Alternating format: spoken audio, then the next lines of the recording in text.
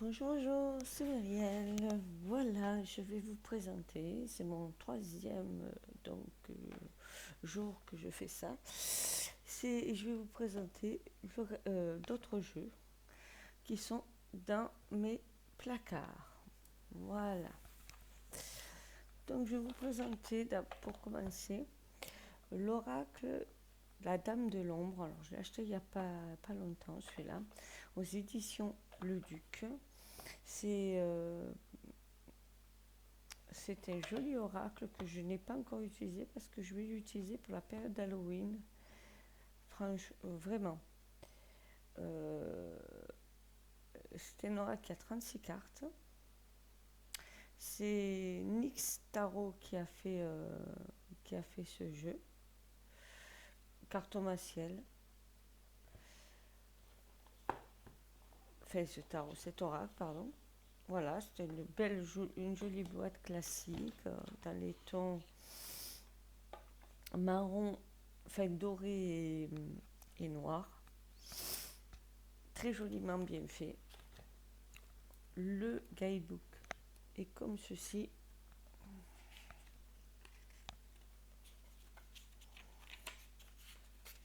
Donc toujours des tout petits livres.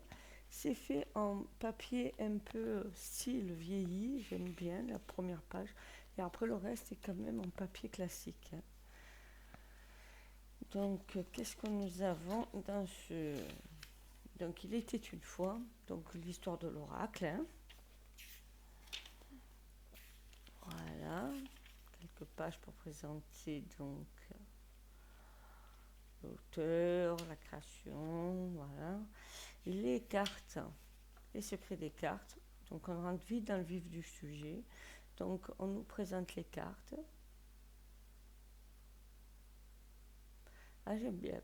Dans la Sainte Trinité proposée par le cœur, l'âme et le corps, c'est le dernier que l'on oublie parfois en étant en prise avec des violences de nos sentiments. C'est vrai. Et c'est sans brouhaha du mental. Le cœur, l'âme et le corps. Ouais, faut pas oublier le corps. Moi, j'ai trop tendance à l'oublier. C'est pour ça que ça m'a attiré. Vous voyez cette première phrase? Donc voilà, on nous explique un peu la signification de la carte. Il y a les mots-clés dessous. Et la carte des possibles. Donc ça, c'est la carte magique du jeu, hein, avec tous les possibles. Voilà. Il y a combien de cartes? J'ai oublié de vous dire combien il y avait de cartes dans ce jeu. Il y en a 36. Alors moi qui vous dis que j'aime bien en avoir plus de 40, celui-là je l'ai pris, il n'y en a que 36. Donc ça ressemble un peu au Béline ou le Normand, quoi. Avec le nombre de cartes. Mais je l'ai trouvé tellement bien fait. Et surtout, je veux l'utiliser conjointement avec un tarot que j'ai pas sorti. Je mettrai en pause là pour vous le sortir. Comme ça, vous verrez le tarot juste après. Le jeu se présente comme ceci. Donc, le fond, c'est l'image de la boîte.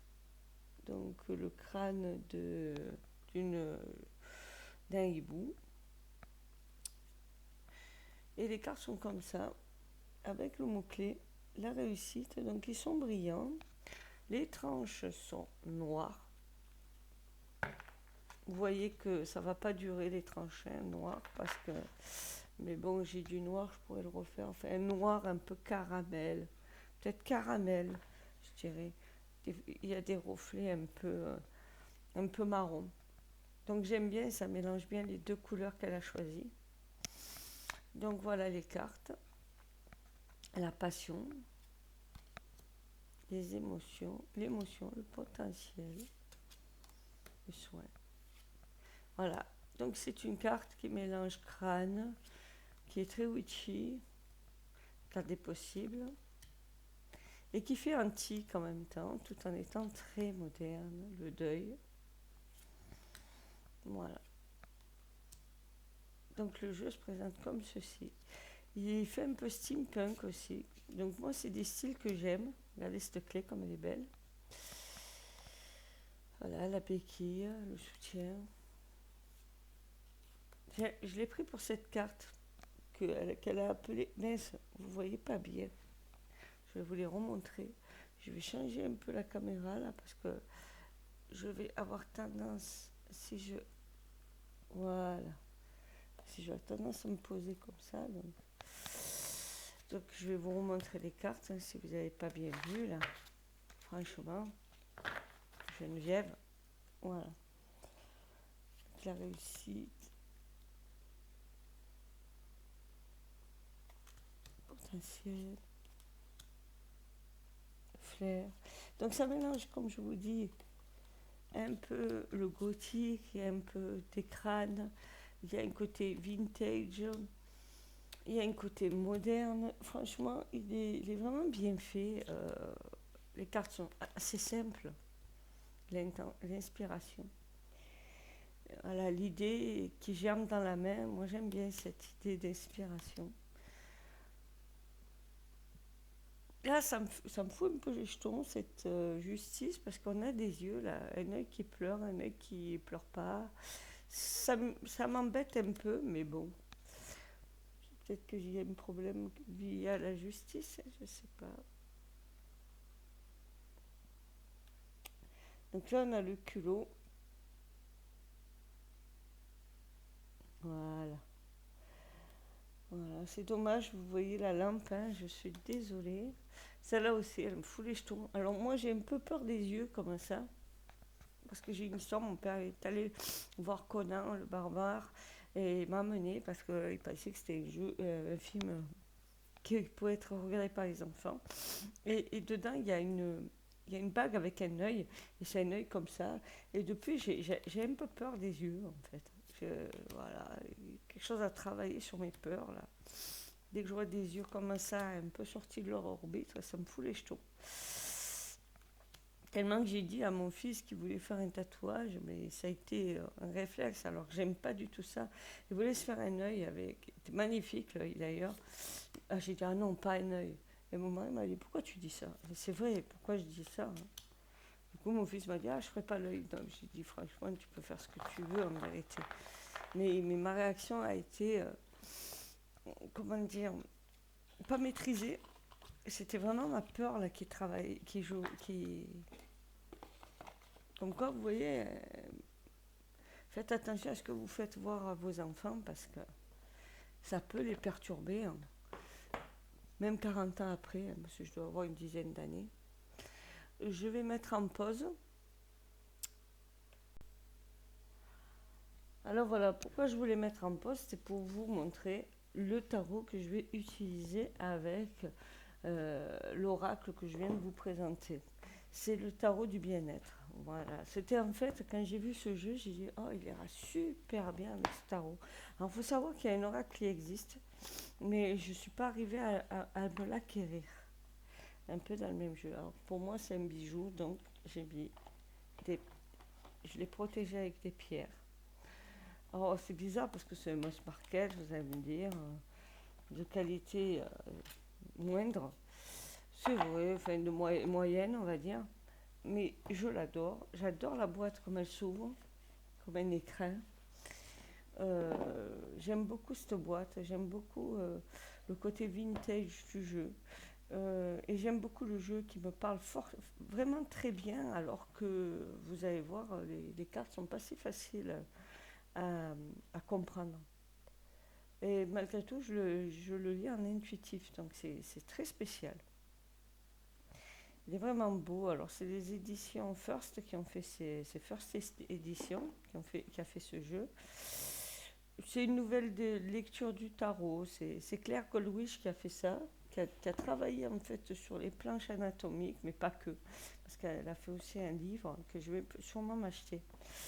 Voilà. Donc, je l'aime beaucoup. C'est pour le guidebook.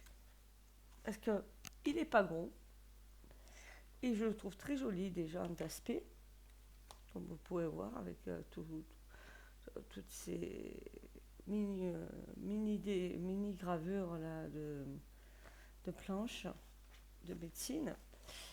Mais c'est surtout ce qu'il y a à l'intérieur qui est intéressant. Surtout pour quelqu'un qui débute dans le tarot. Alors, il faut savoir que c'est pas un tarot, un Rider-Waite, hein, c'est plutôt un Marseille, hein, le type Marseille. Donc, on a l'avant-propos, on a l'histoire du tarot, l'introduction, découvrez les arcanes majeurs, la numérologie. Alors, ça, c'est pas banal d'avoir la numérologie. On a l'astrologie du tarot, on a les éléments du tarot avec une explication sur ce qu'est. Je peux vous mettre. Je sais pas. Il a un problème, moi. Il n'arrive pas à zoomer et ça m'énerve. Il est trouble et ça m'énerve. Alors, l'astrologie, donc ça je vous l'ai dit. Donc on est en éléments, voilà, les éléments du tarot. La couleur et le tarot, donc ça c'est bien. L'usage du tarot, l'entretien de votre jeu de cartes et les tirages. Donc vous voyez que quand même, il appréhende le jeu sur plusieurs facettes. Et c'est comme ça que devrait être expliqué la plupart des jeux en fait. Donc après il y a lire les cartes, voilà. Donc pourquoi je vous dis ça? Alors le mât est en premier là. Et on va voir si c'est un 8.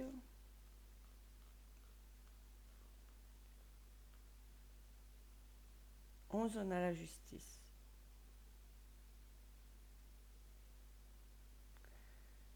Voilà. Voilà, donc pour moi c'est plus un Marseille qu'autre chose. Donc voilà, on a un avant-propos qui est plutôt sympathique. Je suis ravie de partager avec vous à travers ce livre mon savoir du tarot acquis au fil des années. Voilà, l'histoire du tarot. Alors ce que j'aime bien, c'est qu'on nous parle aussi de l'été là. De l'été là, et j'aime bien. Et du Rider-Waite. Donc franchement, en quelques lignes, on comprend tout. La découverte des majeurs, à propos des arcanes majeurs, à propos des mineurs, majeurs et mineurs, pardon, la découverte. Un jeu à points, le tarot du bien-être est un jeu à points, ce qui signifie que seulement les cartes de cours et les arcanes majeurs sont illustrées. Ce qu'on appelle un pipe deck. Donc voilà, c'est un pipe deck. Les correspondances. La numérologie au tarot, et ça j'aime bien parce que nous avons une petite carte ici, on peut très bien se faire une carte comme ça et l'ajouter au jeu, et là on a la numérologie. Par exemple, tous les 1, c'est le début de nouvelles idées, énergie brute. Le 2, c'est la dualité, l'équilibre, la force et les oppositions. Le 3, c'est développer et groupe et croissance. Le 4, c'est stabilité, impasse, fondation. Le 5, c'est l'isolement, le conflit, la perspective. Le 6, l'équité, la valeur, la solution. Le 7, le changement, la patience. Le 8, le succès, le contrôle, l'activité. Le 9, c'est la préparation, la maîtrise et la sagesse. Le 10, c'est l'achèvement, la fin et la réflexion. Et en plus, on nous dit comment connaître la numérologie d'une carte. Par exemple, dans la carte 18, 8 plus 1 égale 9. Donc là, on nous marque aussi les cartes complémentaires. Les cartes élémentaires d'un seul coup d'œil. Voilà, on nous donne les correspondances des cartes, c'est-à-dire le battleur, c'est une correspondance avec la roue de la fortune.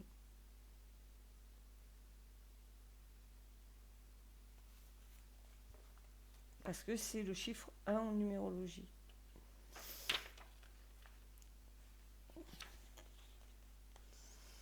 L'astrologie et le tarot.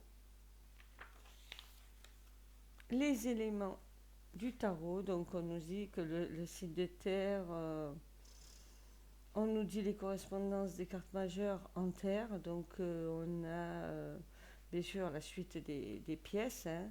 On a l'impératrice, on a le pape, on a l'ermite, on a le diable et le monde. Voilà, et pareil pour le feu, et ainsi de suite. Donc c'est super. Que représentent les couleurs du tarot? Donc les couleurs n'ont pas été faites au hasard non plus. Donc voilà. Donc c'est pour ça que j'aime ce jeu. Voilà. L'usage du tarot, je l'ai souvent dehors ce jeu, même avec d'autres jeux, je l'utilise. Alors peut-être pas pour les couleurs, puisque les couleurs n'ont pas été utilisées de la même manière. Voilà, l'entretien de votre jeu, alors c'est rigolo, parce que regardez, il y a une améthyste, un amas d'améthyste. J'en ai un sur la table. Voilà. Moi je le mets souvent sur mon sur mon Métatron là. Voilà. Vous pouvez aussi le mettre comme ça, le jeu, et vous le rechargez, vous le purifiez. Moi je le purifie souvent à la flamme. Voilà. Moi c'est pour ça que j'ai mis des pierres, ça le purifie de fait. Voilà, après l'inauguration de votre jeu, la purification, moi souvent ce que je fais dans les jeux, je leur pose 5 questions. Si je l'ai vu dans un, je sais plus sur quelle chaîne YouTube je l'ai vu, mais j'ai bien aimé. Et il y a aussi la numérologie. Choisir 3 cartes aussi. Une carte qu'on aime, une carte qui nous indiffère et une carte qu'on déteste dans le jeu. Faire la numérologie sur les cartes et voir ce que ça nous dit. Ça peut être bien ça aussi. Le tirage des cartes en une carte, en 3 cartes. Ouais, on était dans le Métatron, là c'est le Métatron. Voilà, le tirage des cycles lunaires. Bon, après le fameux tirage que je ne fais jamais, le tirage en croix celtique. Moi, quand ça dépasse 9 cartes, j'ai du mal. Voilà, j'ai du mal, donc je ne le fais pas. Les arcanes majeures. Donc, comme vous voyez, c'est assez succinct, puisque là, on a 2 cartes, et là, on a 2 cartes. On a le mât et le battleur, le mât et le battleur. Donc, on nous présente la numérologie. Là, c'est le 0, il n'y a pas de numéro, donc. La correspondance astrologique qui est Uranus, l'élément qui est R, la carte complémentaire, toutes les cartes majeures, ben oui, puisque c'est 0. Et après, on nous explique la carte ici, et on a les mots-clés enfin, ici. Voilà. C'est pas à peine que je vous mette deux, parce que c'est tellement. Voilà. Et à chaque fois, on a 2 cartes. Là, c'est l'impératrice, ici, et là, c'est le pape. Le pape et l'impératrice. Il est beau, il est bien fait, il est juste, il y a juste ce qu'il faut. Franchement, pour arriver à faire un jeu comme ça, c'est qu'on maîtrise les cartes. Hein. Vraiment. Euh, donc c'est pour ça que je passais énormément de temps à vous expliquer le guidebook, parce que le guidebook est juste magnifique. C'est un vrai livre de tarot. Voilà, donc là, on a la présentation de toutes les cartes, et à la fin, elle a fait une petite mignonnette avec qui elle est, mais très très succinctement. Euh, les crédits iconographiques, donc là, elle nous explique là où elle a pêché toutes les illustrations. Donc elle s'est inspirée des illustrations reproduites sur les cartes, font partie du domaine public et ne sont donc pas sous licence. Voilà. Mais elle remercie quand même l'auteur.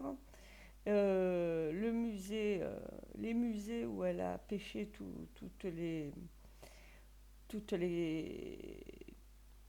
tous les documents qui lui ont permis de faire ces cartes. Le site RawPixel. Voilà. Franchement, Elle remercie aussi Kate, Claire, Jess, voilà. Après, il y a les remerciements. Voilà, donc ça, j'ai passé un peu de temps sur ce guidebook, mais c'est plus qu'un guidebook pour moi, c'est une Bible.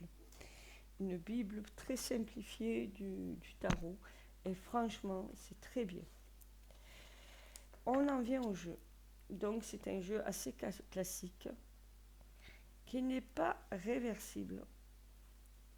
Voilà, le dos est comme ceci, dans un ton marron un peu usé. Les côtés des cartes sont neutres. Et voilà le jeu comment il se présente en vieux papier vieilli. La qualité des cartes, bien que fine, ça tient.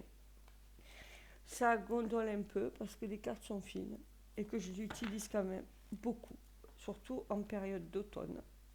Et voilà comment il se présente. Donc là, c'est le roi d'élixir. L'élixir, c'est l'équivalent des coupes. Le valet de bâton. L'as de bâton. Donc les bâtons ne se ressemblent pas forcément. Là, on a le diable.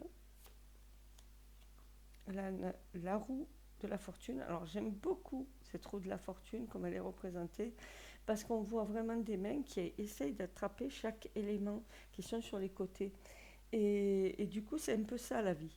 La vie, on a acquis des expériences et on pioche dans nos expériences pour, pour faire face à certaines difficultés, hein, ou même dans des phases de bonheur. Hein, on est toujours en train de piocher dans ce qu'on a appris. Donc j'aime bien le mât avec cette jambe qui est en mouvement, qui va vers l'avant. Le set d'élixir. Donc là, c'est dommage, vous ne voyez pas. Mais sur les élixirs, il y a des petites... les potions, elles sont... il y a quand même des choses dessus. Alors bien sûr, c'est en anglais. Hein.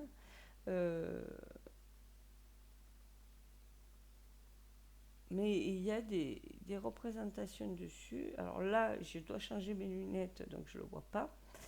Là, on a le cerveau, on a la tête, on a les côtes, on a le pied.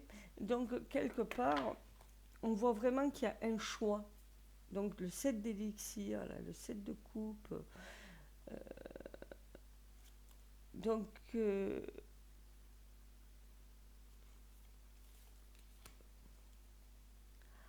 on a le 6 de couteau. Donc, vous voyez, c'est vraiment un pipe deck. Hein. La justice. J'adore cette représentation de la justice. Là, on a un demi-cerveau et un demi-cœur qui se rejoignent. Parfaitement, d'ailleurs.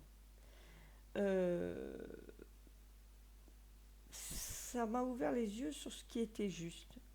Ce qui est juste, c'est vraiment d'harmoniser son mental et son cœur, le mental et ses émotions. Quand on est vraiment en harmonie, on se retrouve après dans la tempérance. Pour moi, ça fait référence. Je ne sais pas pourquoi la justice me fait toujours référence à la tempérance. Je ne sais pas pourquoi. Ou je sais trop bien. Hein. C'est que pour moi, après, dès qu'on a des valeurs justes et qu'on est ancré, on est dans la tempérance. Voilà, le 4 d'élixir, on a quand même la morphine, on a la ricine, on a l'héroïne,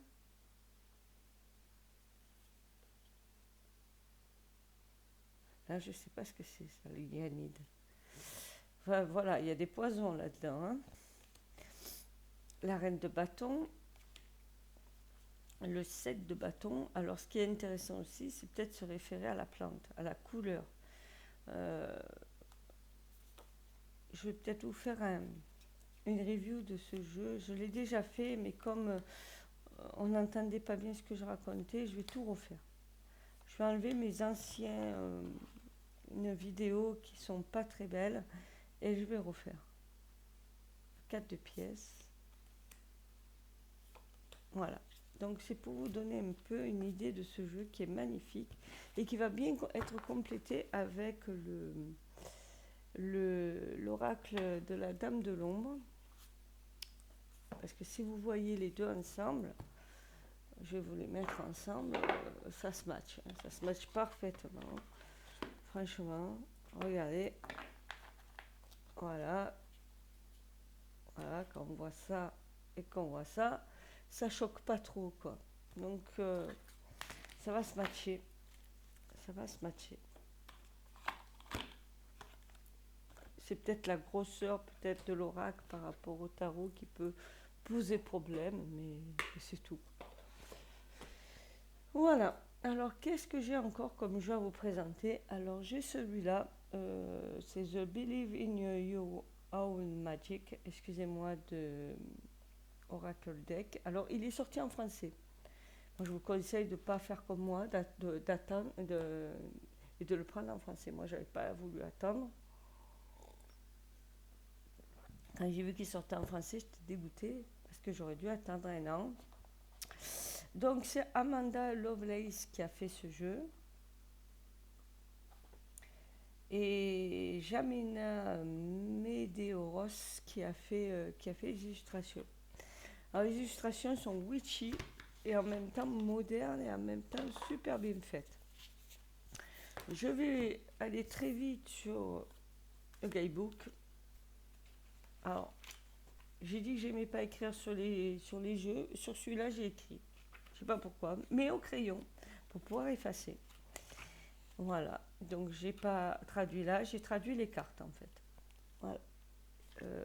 Parce que c'est des cartes de guidance et que c'est quand même intéressant. Alors, quand je tombe sur une carte, comme vous voyez, je ne suis pas tombée sur toutes, je les traduis. Et voilà les cartes, comment elles se présentent. Elles peuvent être aussi utilisées en intuitif. Parce que franchement, il y a quand même à dire sur le jeu. Mais je vous conseille quand même de le prendre en français. Je le prendrai en français parce que c'est pas un gros prix. Et je ferai la comparaison entre les deux jeux. Le dos est comme ceci. Donc il est très classe quand même. Hein.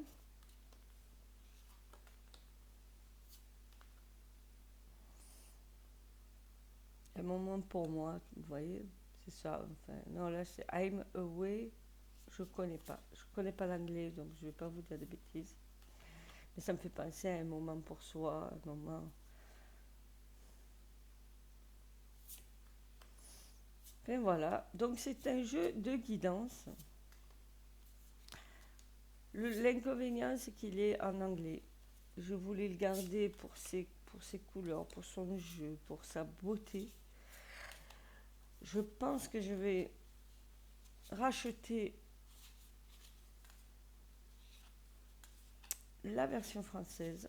Parce que comme c'est un jeu quand même qui sert de guidance, j'ai quand même besoin de me référer au livre.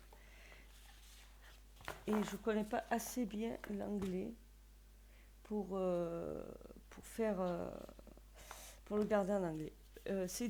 Les cartes chantent, elles sont glossy, elles sont juste comme j'aime. Moi j'adore les cartes, elles sont de bonne qualité, pas trop épaisses mais pas trop fines. Donc le jeu est d'assez bonne qualité.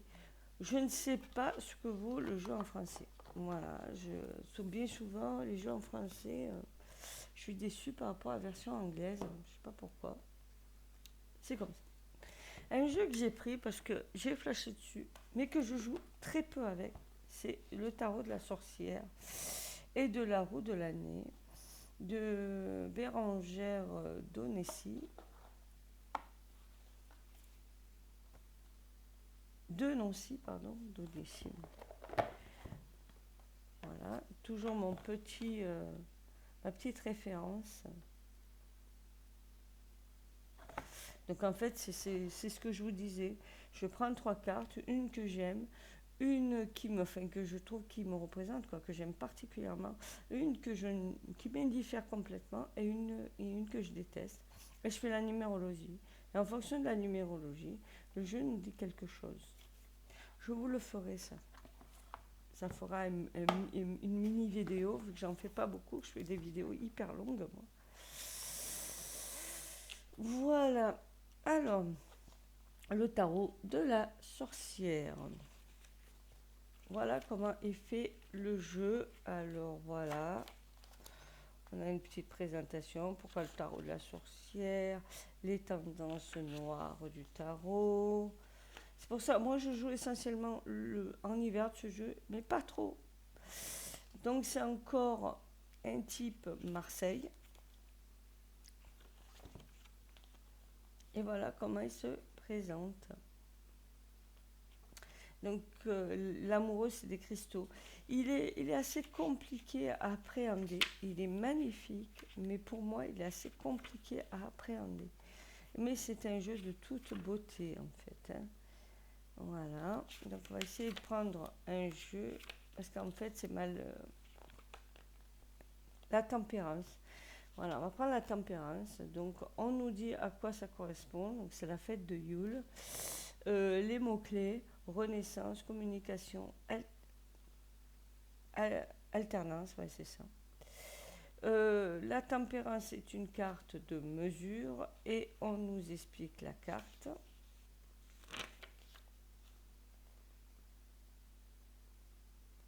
Et les mots-clés à la fin. Et la fête de Yule. Le souci du guidebook, c'est qu'un coup on a l'image associée au jeu et un coup on a l'explication et la carte qui vient après. C'est très perturbant, je trouve. Voilà, ça c'est un défaut de comment a été imprimé le jeu, le guidebook. Donc pareil pour les mineurs. Hein. Les mineurs, c'est comme ça. C'est plus succès. Donc on a les mots-clés et une petite explication. Voilà. Et là, pareil, hein, on n'a pas une carte par page. On mélange un peu tout. Un coup, on a une carte, un coup, on en a une et demie, un coup, on n'a pas la mignonnette. C'est perturbant. Voilà, c'est peut-être pour ça que j'ai du mal, en fait, à jouer avec le jeu aussi.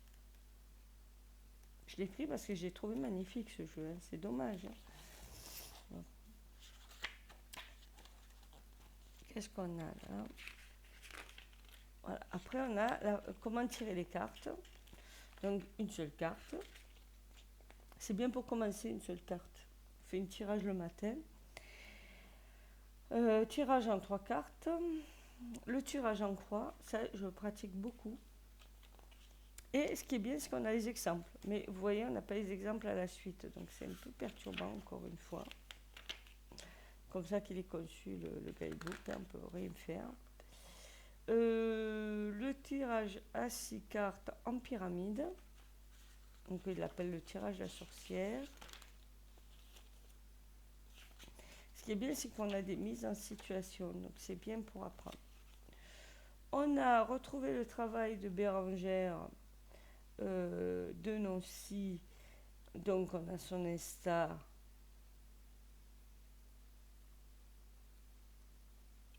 Je sais même pas comment... Il n'y a même pas le nom de l'Insta. C'est bizarre.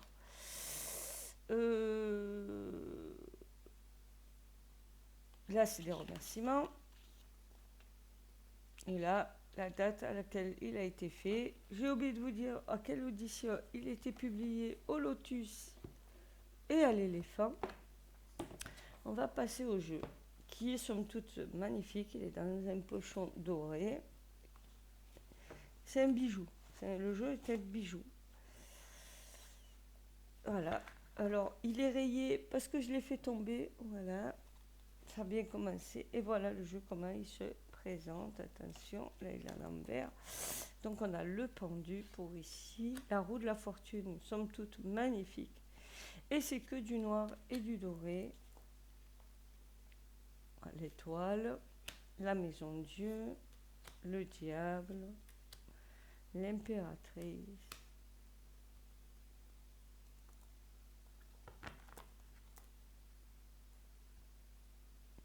L'arcane sans nom, qui est sans nom. Donc, quand même, hein. La lune, le soleil, le jugement. Vous voyez, j'ai essayé de travailler les arcanes majeures, là, hein. Le feu. Voilà, maintenant on a des cartes un peu mineures. Donc, les cartes du feu, le 3 de feu. Encore les yeux, ça me fout les jetons. l'amoureux, le chariot, la justice. Il a ouais, des cristaux, des trucs en forme d'yeux. L'ermite, la force. Je vais voir ce que représentent les yeux symboliquement parce qu'il va falloir que je travaille sur ça. Le mât, le battleur. J'aime bien cette version du battleur un peu retournée là. C'est pas comme la papesse avec son livre. Impératrice. Voilà. Voilà comment est représenté là. Donc c'est le 6 d'eau. C'est peut-être, voilà, les mineurs, c'est, comment dire, un peu plus dur à appréhender. Ok.